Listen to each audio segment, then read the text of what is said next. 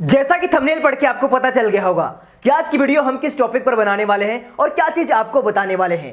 आओ अंबेडकर को भगवान बनाते हैं।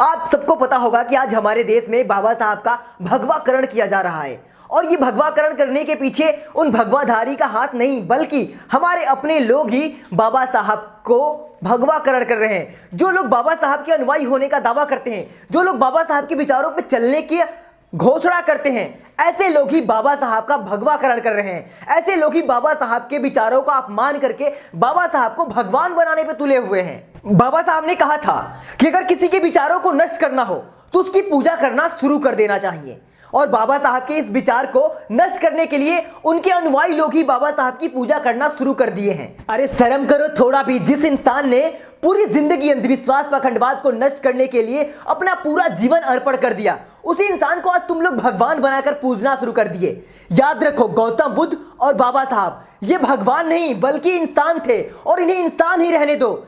इन्हें भगवान बनाकर इनके विचारों को नष्ट ना करो। कुछ नहीं बदला आज भी सारी चीजें वही हो रही है। बस आज बदला है तो भगवान बदला है।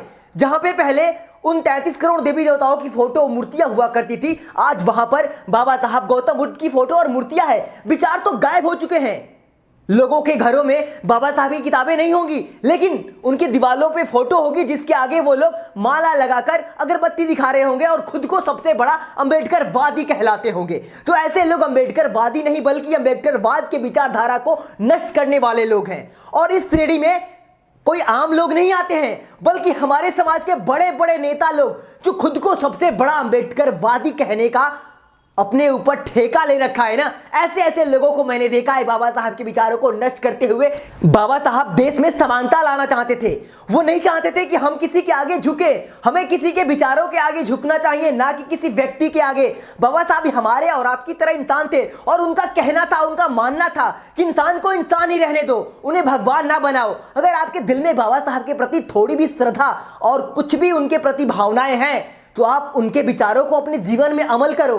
यही उनके प्रति आपकी सच्ची श्रद्धा होगी। बाबा साहब खुद को हिंदू धर्म से दूर मानते थे और वो हिंदू धर्म से अंततः दूर हो भी गए, लेकिन हमारे लोग आज भी हिंदू धर्म में जकड़े हुए हैं। और यहां तक कि बाबा साहब के अनुयायी होने के नाते वो लोग हिंदू धर्म के सारे त्योहारों में बाबा साहब की फोटो भी लगाते हैं। आपने देखा होगा कि दुर्गा पंडाल में दुर्गा की मूर्ति लगी है और बगल में बाबा साहब की मूर्ति लगी हुई है। औरतों को देखे होंगे कि व्रत करती हैं और बाबा साहब की फोटो लगा के करवा चौथ की व्रत करती हैं। तो ये सब अंधविश्वास पाखंडवाद आज भी हमारे देश में मौजूद है। इससे पता चलता है कि हमारे देश में हमारे लोगों के बीच से बाबा साहब के विचार नष्ट होते जा रहे हैं। बाबा साहब ने कहा था कि ये विचारों की लड़ाई है, यहां पर हथियार की जरूरत नहीं है और इस जंग को हमें जीतना है तो हमें पढ़ना होगा। हमारी जंग में हमारा हथियार हमारा ज्ञान है।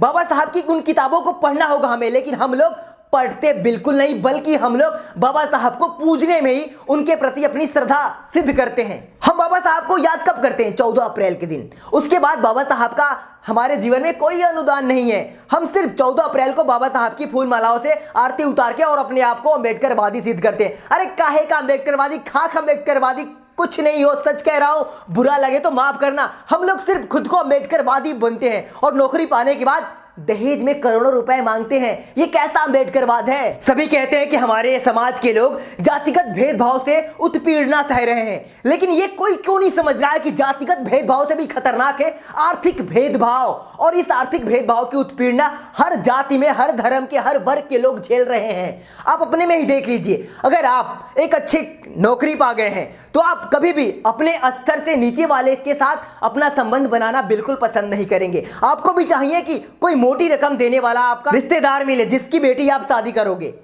यह भी एक आर्थिक शोषण है और ये हर जाति हर धर्म में होता है। तो जातिगत शोषण से भी खतरनाक है आर्थिक शोषण और इस चीज के खिलाफ बाबा साहब थे। लेकिन हमारे लोग सिर्फ खुद को नकली अंबेडकरवादी बनते हैं। सिर्फ चुनावी किसी का एजेंडा बाबा साहब बना हुआ है तो किसी का ऐसे ही नाम लेने के लिए शौक में बाबा साहब बने हुए। पर आज देखा जाए तो भारत में 1% लोग भी नहीं मिलेंगे बाबा साहब के विचारों को मानने वाले। मैंने देखा है बड़े बड़े मंचों पर बाबा साहब की बातें करने वाले लोगों को जो मंच के पीछे जाके दारू का पैक मारते हैं और खुद को अंबेडकरवादी बनते हैं। ऐसे लोग भी मौजूद हैं। बाबा साहब ने कहा था कि संगठित रहो, पर हम संगठित नहीं हुए बल्कि संगठन बनाने लगे।